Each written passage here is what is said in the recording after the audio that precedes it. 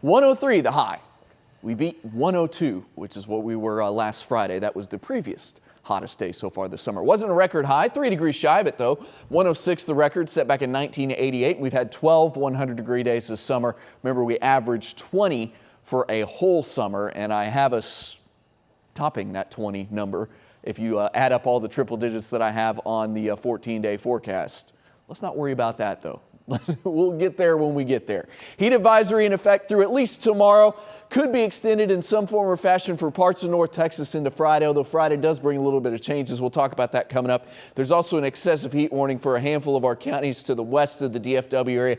That's where actual temperatures could be 105 plus. For the rest of you, which is DFW and the rest of North Texas, your temps up to 105, and of course your heat index values could be in that 105 to 110 degree range. I was looking at burn bans today, and there's been some that have been added for our western areas, so I wanted to make you aware of this. Yes, I know we've had all the rain going back into the spring and early summer, but things have been dry recently and it has been hot, and so anything that grew up has been allowed to cure, and so that could contribute to some fire danger. So just be aware that Young, Stevens, Palo Pinto, Eastland, Comanche, and Somerville counties are all under a burn ban. Of course, remember, always check with your county for the latest information on that, but just wanted to make you aware of that as the heat is going to continue for us. I have us a degree hotter tomorrow, 104 for the high. The record jumps up to 107, so I think the record is safe, but we'll hit 104. 100 on Friday. Brief dip this weekend, 98 Saturday, 99 on Sunday, but then it's back into the triple digits next week. As I mentioned, Friday does bring a little bit of changes. The high only 100 degrees.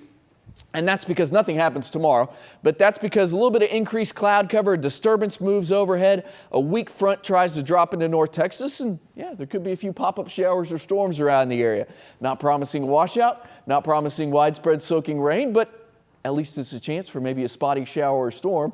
And with that little bit of cloud cover around as well, that helps keep the high. For some of you, may not even hit 100 degrees, but we'll call it on average around 100 this upcoming Friday. Tonight, though, we'll have light winds and muggy conditions. It'll be about 80 for the low tonight and into tomorrow. Tomorrow, light breeze, hot and dry, 104 my high. And as I mentioned, you can do the math yourself. That would be the hottest day of the year so far because it beats today, where we hit 103. It's also an ozone action day, and a reminder that heat advisory does stay in effect.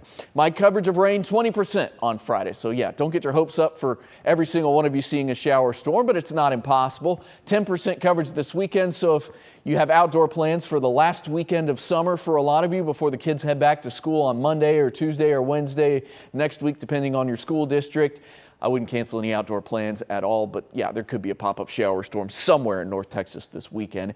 And then the heat is on for the first week of school, highs at or above 100 degrees.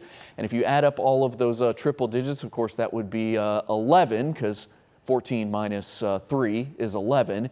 So if you add that to the 12 that we've had so far today, that would put the count at 23. At the end of that 14-day forecast. Are you guys impressed I did the math all just off the top of my head right there? Of course, I think that was about fourth grade math, so maybe you shouldn't be impressed.